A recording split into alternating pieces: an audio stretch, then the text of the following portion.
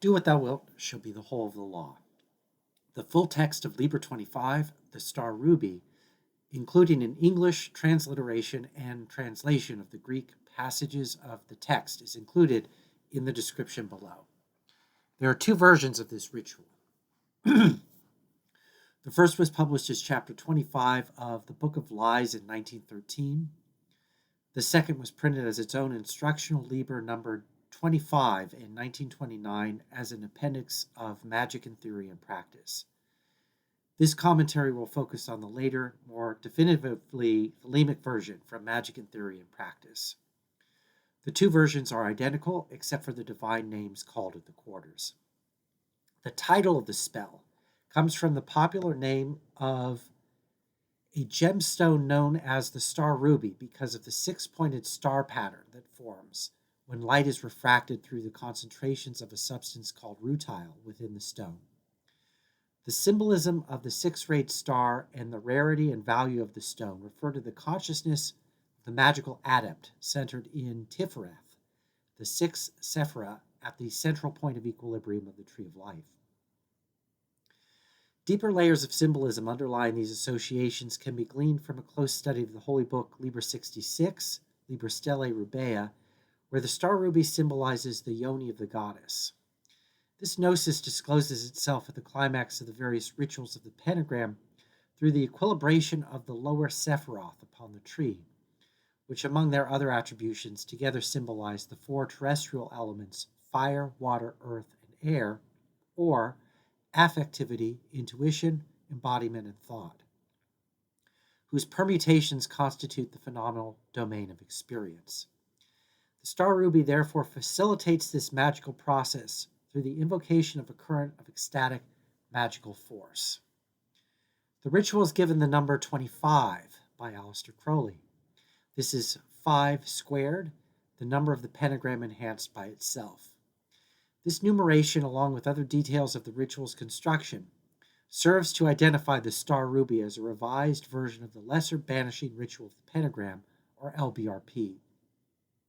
Indeed, the star ruby follows the basic structure of the Golden Dawn's LBRP rather closely. Yet its formula also has some distinct features. Most obviously, it uses Greek rather than Hebrew words of power, congruent with the Golden Dawn's magical synthesis of Greek theurgy and Jewish Kabbalah. The more hermeneutically significant distinction between the star ruby and the traditional LBRP consists in the use of the Nox signs. The word nox, N-O-X, means night in Latin and not in Greek. It designates what Crowley calls the kabbalistic zero and relates to the night of Pan referenced in the holy books of Thelema, Pan being the all or reality itself. The Nox formula symbolizes the mysteries of the higher grades associated with the supernal triad of the Tree of Life. It is the magical formula that Thelemic magic adds to the Golden Dawn system of magic's teachings regarding the Lux or LVX formula and the attainment of Tifereth at the point where the initiatory system terminates in its original form. Certain mysteries associated with Crowley's subsequent completion of the Golden Dawn system of attainment through the inclusion of the supernal grades are implied in the form of the star ruby, in terms of what it borrows from and adds to the LBRP. While the basic practical function of the LBRP and the star ruby is the same, they are elemental banishing rituals.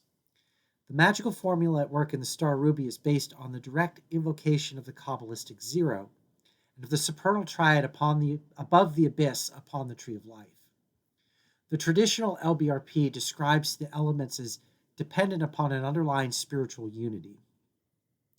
The star ruby uses the Nox signs to further analyze this unity, uncovering how the apparent totality of spirit is nevertheless ontologically founded upon the primordial ultimacy of the kabbalistic zero. The star ruby spell is cast from this perspective, permitting the magician to powerfully banish and equilibrate their magical universe directly from the standpoint of the dynamic creative nothingness, from which the voice in the silence utters the creative word, symbolized by the formula of pentagrammaton, signified by the Nox signs. In other words, if the traditional LBRP proceeds via the orderly emanation of the divine attributes out of the fullness of a divine unity, then the star ruby imitates Isaac Luria's process of Tsimsum, evacuating the magical universe so that from the void place of the spirit, the Thelemic theogony spontaneously arises in, through, and as will to power. The performance of the star ruby begins with the magician making the sign of silence while inhaling deeply and drawing their attention deep down inside themselves to the place of their most secret hermetic power. Then from the silence breaks forth a divine command. This is APO PANTOS KAKODAIMONOS, which translated means, away from here, evil spirits. This serves to disperse all illusions of distraction and disruption such that only the true will remains. Assuming that the entire purpose of the ritual is not accomplished in this moment, or should the magician wish to further signify, elaborate, and or celebrate this state, the rest of the ritual may be subsequently performed. To some extent, this caveat goes for every element of this, or really any ritual. Any true magical symbol recapitulates the whole of the great work. The star ruby version of the kabbalistic cross uses the same basic movements and symbolism as the traditional version of the LBRP, but with the interpolation of Greek words in place of the Hebrew formula. These words are touching the forehead, soy, touching the genitals, O ΦΑΛΛE, right shoulder, iskaros, left shoulder, eucharistos, heart, iao. So that would be soy, O ΦΑΛΛE, iskaros, eucharistos, iao. Translated into English, that would be unto thee or thy, O phallus, strength, might, benevolence, iao. The first vertical movement encompasses, critiques, and transcends what the great chain of being of traditional metaphysics designates as the highest and the lowest, identifying that which is traditionally considered the most spiritual in the human body, the mind centered in the head, with that which is regarded, again traditionally, as the most physical, namely the reproductive organs. The vertical relationship of these two centers upon the normatively standing human figure further alludes to the middle pillar of the tree of life, with Kether and Tifereth above, representing pure being informing self-consciousness, and Yesod and Malkut below, representing the body and its vital and psychic libidinal energies. The two poles of the vertical movement, which interact together to form a self-mediated unity, constitute the 2 of the 0 equals 2 formula, meaning that their apparent duality, 2, is internally self-mediated by their ideal totality, 1, expressed as Gnostic self-consciousness, which in its virtual ideality is ontologically founded upon a dynamically creative nothingness, or 0, which is also internally self-mediated so that it negates itself, appearing as an apparent duality, bringing us back to the 2 again, so that the divine nothingness is understood as non-dual with the apparent dualities of phenomenal being. This whole Gnostic process is furthermore magically dynamic, manifesting itself in and through every point event of experience. Also, the values of the Sephiroth of the middle pillar defined by the vertical movement sum to 26, 1 plus 6 plus 9 plus 10, which is the value of Yod-He-Vav-He, the formula of creation through the 4 elements, and the 4 worlds, which is here represented as dynamized by the 0 equals 2 dialectic. While making the first vertical gesture, the magician verbally affirms that the creative principle being invoked is the magical symbol phallus, which I will put in quotation marks, to indicate that this word should not be interpreted in terms of any kind of biological reductionism or essentialism, whether patriarchal, heteronormative, or cisnormative. It is hermeneutically crucial for the magical interpretation of this ritual to recognize that the sign or signifier phallus, referred to in the star ruby, as well as in the Gnostic Mass and other texts in the Thelemic corpus where it is written, serves as a symbolic metaphor for a spiritual principle. It does not directly and immediately refer to anyone's biological genitalia. At the same time, phallus does not refer to anything happening outside or apart from the human body-mind either. Rather, its symbol invokes the creative will, described in the collects of the Gnostic Mass as that secret and most holy, that is the source of life, source of love, source of liberty, force of energy, fire of motion, that are the essence of every true God that is upon the surface of the earth. Interpretive difficulties arise from the profane, exoteric point of view of the cultural legacy of Christian colonial hegemony, where the signifier phallus historically stands for the ideology of patriarchal social authority and male gender normativity. According to Luce Arrigare and other representatives of the French feminist post-structuralist tradition, which is theoretically based on Jacques Lacan's radical reading of Freud, the signifier phallus holds a privileged status within the grammar of the libidinal economy of patriarchal societies, such as our own modern civilization, such that it stands for a unity posited over and against the other sexes, primarily women, but also including other subaltern queer and trans expressions of gender difference from presumed male heterosexual normativity. In deliberate subversion of the repressive Christian colonial regime of gender difference, I would propose that the Thelemic tradition provides an esoteric reading of the word phallus against the grain of its traditional signification. Thelema's constructive reappropriation of sexual language from its Assyrian patriarchal context of meaning occurs in the same context as its rereading of originally Christian Rosicrucian symbolism in terms of a neo-pagan spirituality. Thus liberated, at least potentially, from an exclusively masculinist interpretation, the symbol phallus is open to feminist, queer, and transgender hermeneutical modalities. So, for example, in the Star Ruby, the use of the Nox signs in the ritual indicate that the word phallus is to be interpreted in terms of the kabbalistic zero instead of the metaphysical unity that undergirds the organic hierarchical grammar of traditional patriarchal religion. So why not just use a different, more inclusive word like yoni instead of phallus, for example? The simple answer is that this approach isn't radical enough. A complex problem such as patriarchy cannot be solved by only changing some of the words that we use. Rather, we must ideologically reorient ourselves in relation to our whole network of language usages.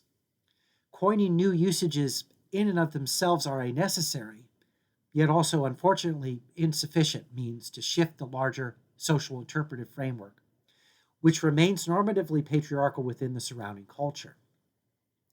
Against this background, the old organic hierarchical meanings and assumptions will simply reassert themselves because language is inherently ambiguous and interpretive. For example, how is the substitution of the word yoni for phallus more inclusive? Likewise, the admittedly slightly better option, yoni phallus, or some similar hybrid, in its very hybridity simply underscores rather than resolves the problems involved. Indeed, in the text of Liber XXV, the letter omega preceding the word phallus, or in Greek phalle, and indicating an O sound, thus Ω ΦΑΛΛE, can be interpreted based on the shape of the letter as referring to the sacred yoni. My intention in critiquing these alternative usages is not to denigrate or even necessarily disagree with this style of experimenting with language. I've practiced many of these variations myself over the years, and I think they serve an important role in the ongoing discourse within the magical community around gender issues. Alongside these options, I do also think it is a valid strategy to reappropriate rather than merely erase and alter potentially challenging language usages in historically derived texts, precisely in order to foreground the hermeneutical process of reinterpreting what has been inherited from the past. As part of such a process, the sign phallus, as used in the Star Ruby, serves to mark and designate the historical trace of patriarchy and of the outdated values of the old eon, while at the same time standing for an esoteric, excessive surplus queer signification of phallus that breaks the heteronormative boundaries of patriarchal ideology, opening the way for diverse expressions of energized enthusiasm. Returning to the gestures of the Kabbalistic cross, the crossbar affirms that the principal phallus, as it manifests in oneself, is both iskaros, meaning mighty or strong in the sense of being phallically erect, as well as eucharistos, or benevolent. It is the bestower of graces. Iao is a name of the hidden god worshipped by the Gnostics.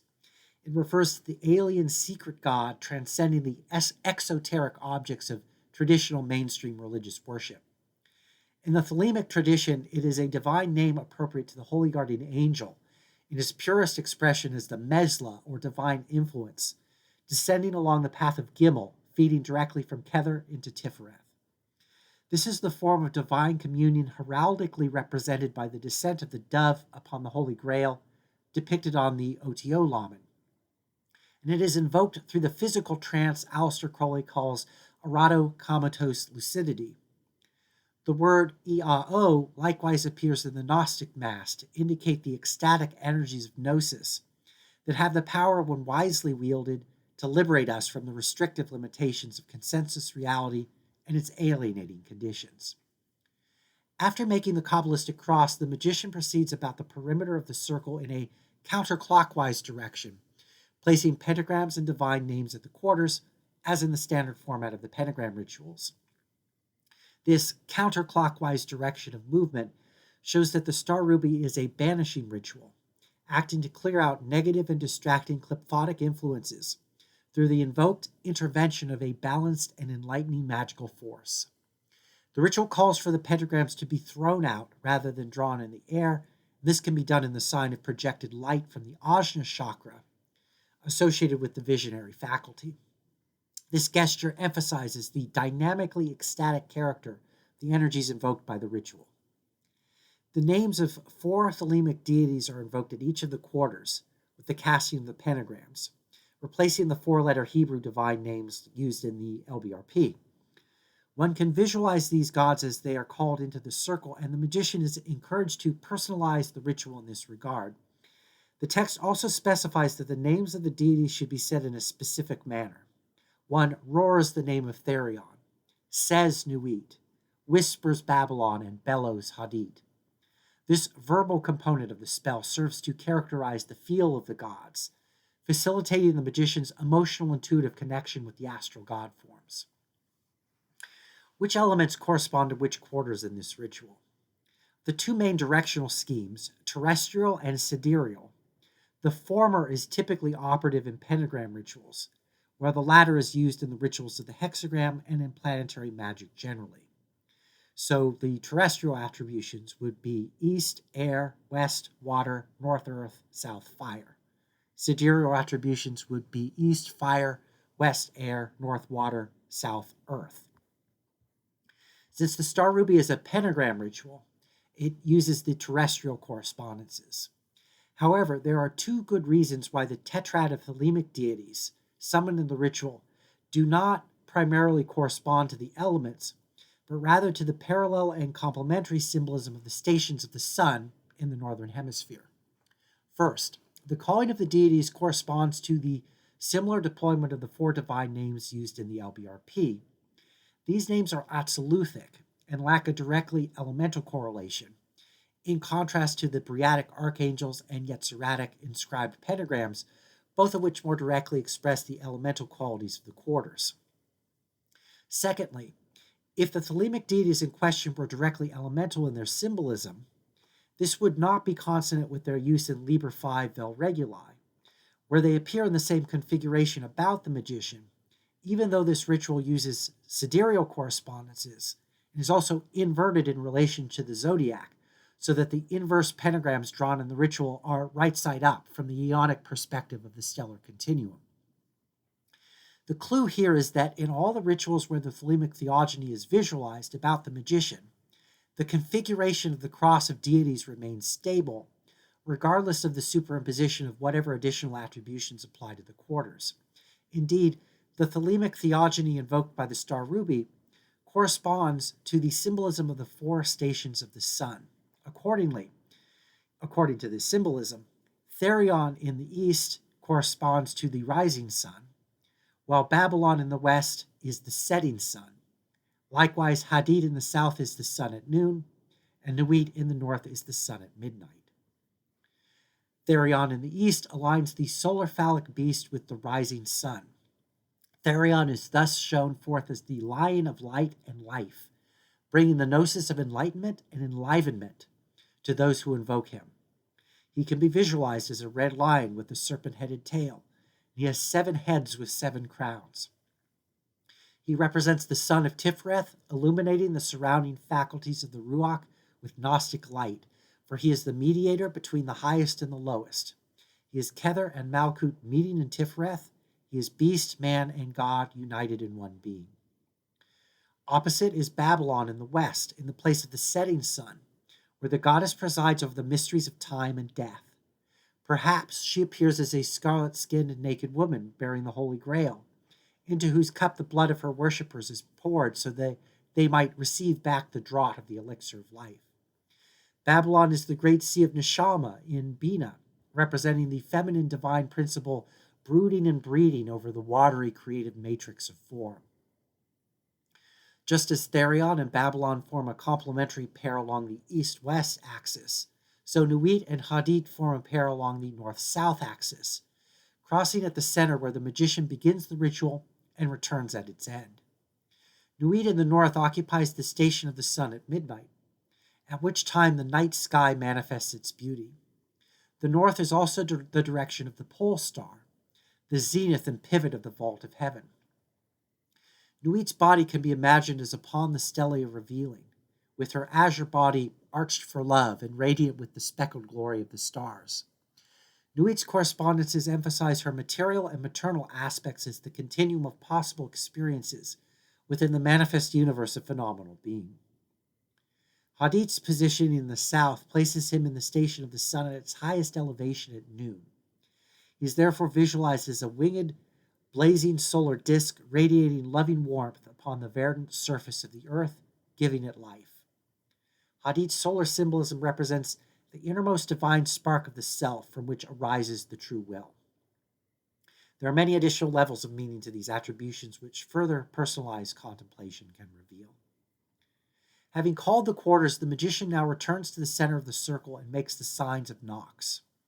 Nox refers to the naught or nothing of the Kabbalistic zero, especially as reflected in the symbolism of the negative unity of the supernal triad, Kether, Hokmah, and Bina, on the Tree of Life. In the Golden Dawn system, the formula for attainment of the positive unity represented by Tiferet is analyzed by the letters LVX, referring to the Latin lux, meaning light, the traditional symbol for Gnostic illumination. For the Sephirotic grades above Tiferet, Crowley used the formula of Nox to represent the supernal nothingness, the light higher than eyesight, transcending the Lux formula of the lower grades.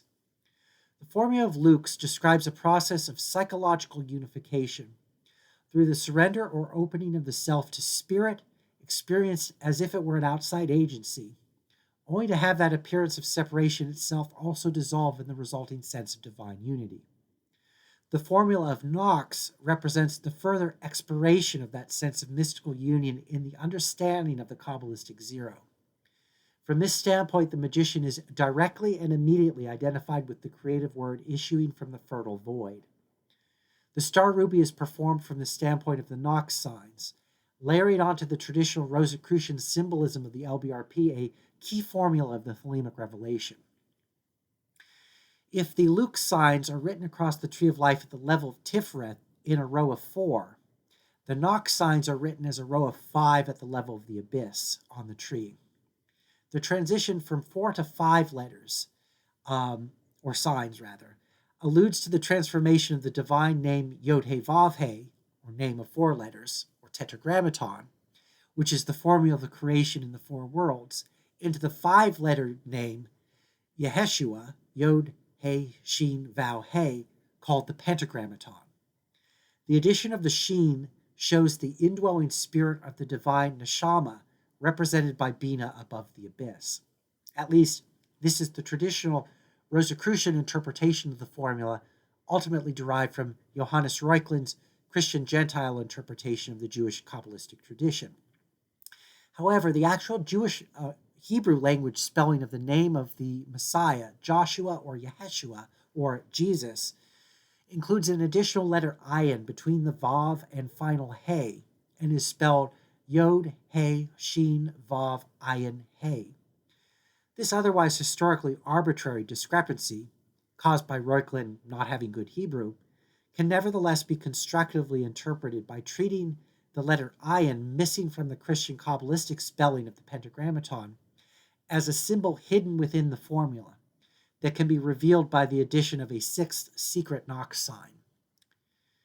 There are 5 Knox signs, as described by Crowley in his commentary to Liber V Vel Reguli, and they correspond to the 5 letters of the Pentagrammaton as follows. Yod, or fire, is the sign of Vir, meaning man. First He, or water, is the sign Mulir, meaning woman. Shin is spirit and corresponds to the sign Mater Triumphans, which means mother triumphant. Vav is air and is the sign Poyer, or boy. Final He is earth and is the sign Puella, or girl. Vir, or man, is done with, quote, the feet being together. The hands with clenched fingers and thumbs thrust out forwards are held to the temples. The head is then bowed and pushed out as if to symbolize the budding of an horned beast. Attitude of Pan, Bacchus, etc. Unquote. Mulia, or woman, is made so that, quote, the feet are widely separated and the arms raised so as to suggest a crescent. The head is thrown back. Attitude of Baphomet, Isis in welcome. The microcosm of Vitruvius, unquote. Mater Triumphans, or Mother Triumphant, is performed such that, quote, the feet are together, the left arm is curved as if it supported a child, the thumb and index of the right hand pinch the nipple of the left breast as if offering it to that child, unquote. Poyer, or boy, is performed by the magician, quote, standing with feet together, the head erect, let his right hand, the thumb between index and medius, be raised, the forearm vertical at a right angle with the upper arm, which is horizontally extended in the line joining the shoulders. Let his left hand, the thumb extended forwards and the fingers clenched, rest at the junction of the thighs, attitude of the gods, mentu, kem, etc. Unquote. Puella, or girl, is made by the magician, quote, standing with feet together, head bowed, his left hand shielding his phallus and his right hand shielding his breast. Attitude of the Venus de Medici, unquote. Finally, hidden between the signs of Poyer and Puella is the secret sign of Caper, the Sabbath goat, corresponding to the letter ayin of the Hebrew language spelling of Yeshua. Ayin corresponds to the devil in tarot, and so this sign is performed by raising the right arm, the fore and upper arms making a right angle with the index and middle fingers pointed upwards, the other 2 fingers being closed and the thumb extended. The left arm points down in a similar fashion. This is the attitude of Baphomet as depicted by Eliphas Levi. An oral tradition derived from the San Francisco Bay Area Thelemic community calls for the Knox signs to be performed in the descending order of the 4 worlds from fire to earth, followed by spirit, represented by the sign of Mater Triumphans, thereby representing the descent of divine power through the 4 worlds into the circle and giving birth to the magical child at the end of the descent. Alternatively, the signs could be given in the standard order of the Pentagrammaton, with Mater Triumphans positioned between Mulier and Poyer. Crowley seems to have ordered the signs according to a somewhat different schema. For Crowley, the Knox signs represent the following magical grades that are given in the ascending order of the Sephiroth to symbolize the rising of the magician from the gnosis of the Kabbalistic unity in Tiferet, invoked by the pentagrams at the elemental quarters, to the deeper understanding of the Kabbalistic 0, symbolized by the supernal shadowed forth in Bina. So one would go from the grade of major adept, 6 equals 5, which is the sign of Poyer, corresponding to the Sephira Geburah. Then you would give the sign of Vir for Hesed, corresponding to the grade of exempt adept for 7 equals 4. Then the 2 signs that correspond to the abyss, Puella and Mulier. And then finally the sign that Crowley associated with the master of the temple, 8 equals 3, which is Mater Triumphans. So in other words, we would give the signs in the order Poyer, Vir, Puella, Mulier, and Mater Triumphans. This is apparently the way that Crowley did them. The supernal knot is called the Night of Pan in the Book of Lies, and so while making these signs, the magician intones Eo Pan. Pan is the all, reality inclusive of all its phases, the dialectical simultaneity of the 0 and the 2 of the 0 equals 2 equation. The letters I and O of the Eo further represent the phallus and the yoni, respectively. Their conjunction discloses the radical all of Pan beyond even the unity of the mystical experience, the equality of the 0 and the 2 under the Night of Pan. Meanwhile, in terms of the creative formula of Tetragrammaton, the Nox signs serve as an invocation of spirit into the center of the circle amidst the cross of the 4 elements. The twin arms of the cross indicate the 2 of the 0 equals 2 equation, while the circle of the working stands for the kabbalistic 0. The cross is Hadit and the circle is Nuit, and their conjunction gives birth to Ra-Hor-Kuit as the symbol of the holy guardian angel who guides the magician to the actualization of their highest existential potential. Upon completing the Nox signs, the magician says, Promo Iunges, Opico moi teletarchai, Epidexia sunokes, Aparistera daimones. This means before me Iunges, behind me teletarchai, on my right sunoikes, on my left daimones. These are the star ruby equivalents of the Briatic archangelic guardians used in the other pentagram ritual. The names derive from the Chaldean oracles attributed falsely to the Persian prophet Zoroaster. The text is, in fact, a Greek language collection of theurgic precepts based on the Neoplatonic cosmology prevailing among pagan intellectuals in the late Roman Empire. It presents a scheme of divine emanations deriving from a primordial and paternal fire of divine mind, or nous, that is the metaphysical source of the varied souls that impart form to the first or prime matter. The Iunges, teletarchai, and sunoikes serve a primary role in the divine governance of the cosmos, while daimones is simply the Greek plural name for a daimon, or spirit. Demon is the medieval and modern variant of this word. In Greek, however, daimon refers to any spirit, not just evil ones. The older, broader sense of the word has been historically tainted by Christian anti-pagan rhetoric, which claimed that theurgists worshipped evil demons instead of the one true God of the Christian faith. However, the term as it appears in the Star Ruby obviously follows the older usage.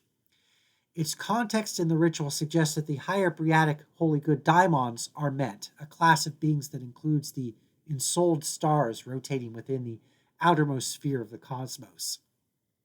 As Nuit is also invoked to the magician's left and the north along with the daimones, they may be interpreted as the stars in her body. There are various traditions as to how to visualize the entities from the Chaldean oracles. The simplest version is to imagine them as angelic figures as in the other versions of the pentagram ritual. Having established the Briatic hierarchy at the quarters, the magician now states, Flegigar peri mo astraton pente, kai ente stelle o astraton ex hex dece, which means, about me flames the pentagram, and in the column stands the 6-rayed star. This is the same wording as the lesser ritual of the pentagram, just in Greek instead of English. Star Ruby concludes with a repeat of its version of the Kabbalistic cross. Love is the law, love under will.